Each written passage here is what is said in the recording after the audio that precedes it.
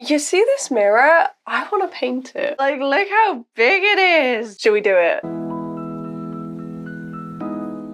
This mirror came with the house and it's never been removed. I mean, there could be a dead body behind it. Unlikely, but the chances are never zero. How are we gonna do this? A bit gross. Oh, it's from IKEA. What do you know? I don't feel so bad painting on it now. I was not expecting these to look like this. I don't know if I'm going to be able to replace that. I was hoping we would because they are kind of rusty. Oh, that's going to be a difficult piece to find. I'm not sure I'm going to be able to find it. I might not. Would IKEA sell parts? This area here is the biggest problem with the mirror, and it's the edges that we definitely need to paint over. Before we begin, we need something big and round, and how perfect is this plant pot? Don't worry, the plant isn't real. No plants were harmed in the making of this. We need a perfect circle because we need to create the design for this mirror. But what is the inspiration? Evan and Katelyn. If you haven't watched their videos before, they are pros at resin, made lots of beaches. I've been loving their videos lately, and they are the inspiration for this project. But we're making something like this. It's gonna go around the edges. We need a blue and a yellow because this is a beach scene inspired by all of those lovely resin pieces. Okay, I'll admit it, Evan and Katelyn made me do this, but I don't have resin. Resin isn't very easily accessible, especially if you want to do it safe. So we're keeping it simple. Obviously, I won't be using color pencils on the actual mirror. We're gonna use acrylics or maybe acrylic wash. I haven't quite decided. All I know is the sea and waves are a 360 around the edge of the mirror with the sand, the land at the bottom. The biggest reason for this design is, as you saw earlier, the backing of the mirror is coming off in a couple of places, and this frame will hopefully cover all of that up and hopefully make the bathroom lovely and colorful and bring new life to the mirror. But I've never done anything like this before. All I know is we're using acrylics and we're trying to make those iconic viral resin ocean designs. And I don't know if we're gonna be able to do this. Wish me luck. Well, first we need to clean the back of this. There's dust, there's cobwebs, it's a little bit gross. But you know what? I feel a lot better knowing that this is an IKEA one. I thought it might be expensive, but this house used to be a rental, so I guess it makes perfect sense. And now I'm scared. I don't know what I'm doing. First, we're gonna give it a clean and then make the most stupid decision ever. I put a cloth down to put the mirror on top because we're gonna be painting the edges, but first we need to paint the sand, I think. But before we do that, we need to grab the gesso. We need a base for this entire design. We need to map out exactly where this paint is gonna go, and hopefully it will give a nice surface for it to stick to. I am slightly concerned that gesso isn't very different from acrylics, so this might not stick either, but it's fine. The good thing about creating art for yourself is it doesn't really matter if it goes wrong. Like, worst case scenario, we can probably scrape all of this off. Like, it's a mirror. It's not a great surface. I considered sanding it beforehand. I don't know if that's a thing. Did a lot of Googling, asked in the Discord server, and the general consensus was just to gesso it. So hopefully this will work. And just like that, the first layer is done. How strange does this look?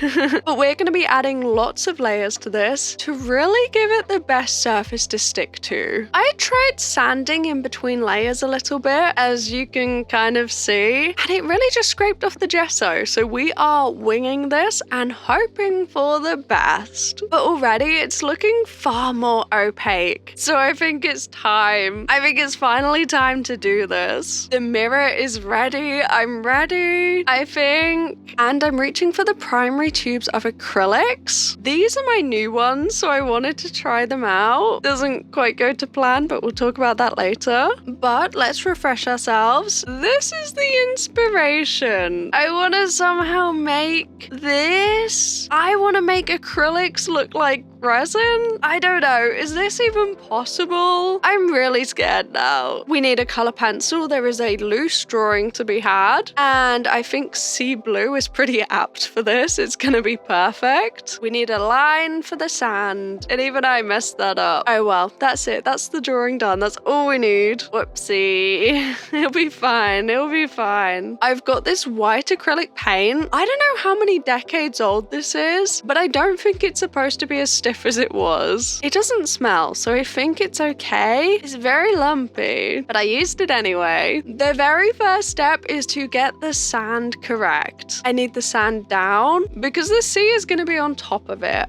But this is looking very yellow. I think we need it to look a little bit more brown, but now it looks kind of odd. Sand is really difficult to get right. It's an odd color. So whilst that first layer is dry, we need to pop down the first layer of the ocean. And you might be thinking, well, this is the wrong shade of blue. And you're right. I thought that too. But I wanted to try my new paint. So here we are. It's okay. We'll backtrack in a little bit because I added white and yellow, and this is grey. You can see somehow this mixture is grey. I didn't see that coming. I must admit, I really didn't see that coming. So let's move on to the sand. Let's try and get this sand right. Well, we're layering it. I don't know if it's going right, but we are layering nonetheless, whilst trying to somehow make the sea look better, even though it's more purple and grey. Am I really this delusional? That is not sea.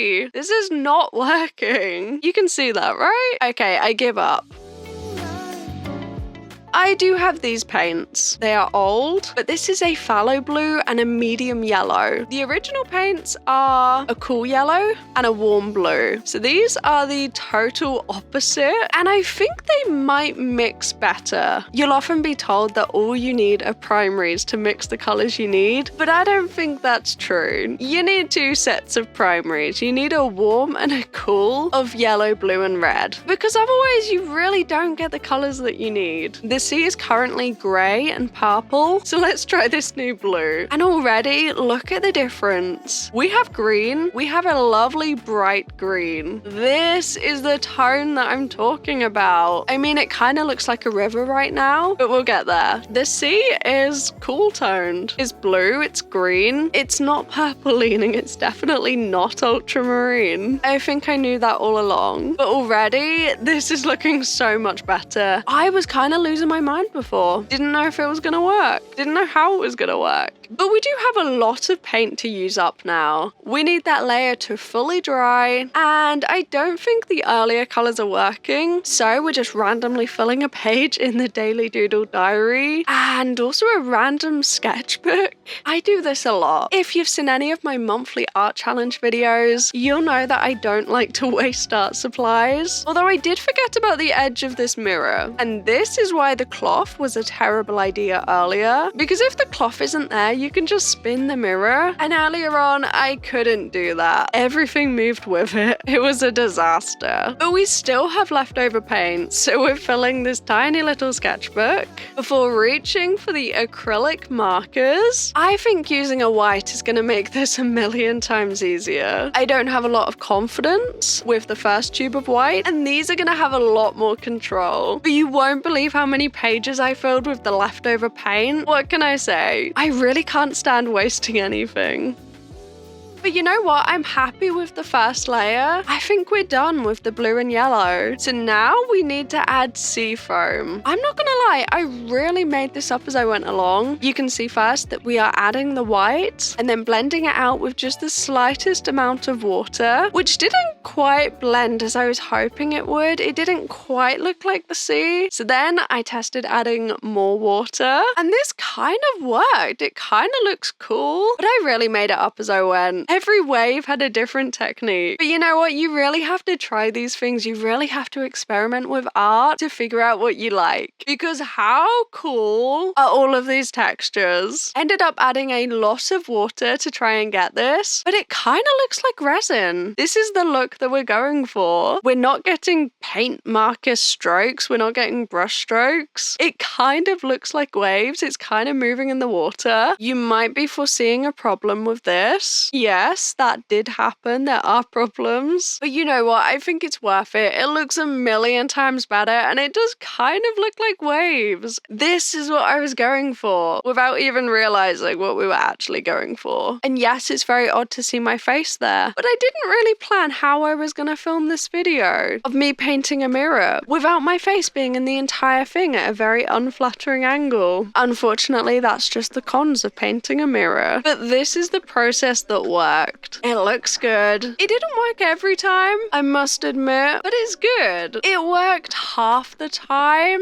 and then I just kind of layered it and tried to get more to work. And now we're experimenting with adding a lot more white. I think this is really what's going to make it look like water. It does have a lot of sea foam, the ocean. And whilst we're covering up those lovely blends, the lovely blue tones, this is what's going to make it look like the sea. But now we're trying something crazy, adding waves. This was a risky move, and straight after doing this, I immediately regret it. I tried it a couple of times and like it didn't really work. It doesn't look good. I couldn't quite figure out how to make it look good. Tried to add even more definition, even more waves, and it's just looking a little bit weird. I'm not feeling it. I'm gonna let it dry, see how I feel later on, because right now I don't know. But I've got another idea.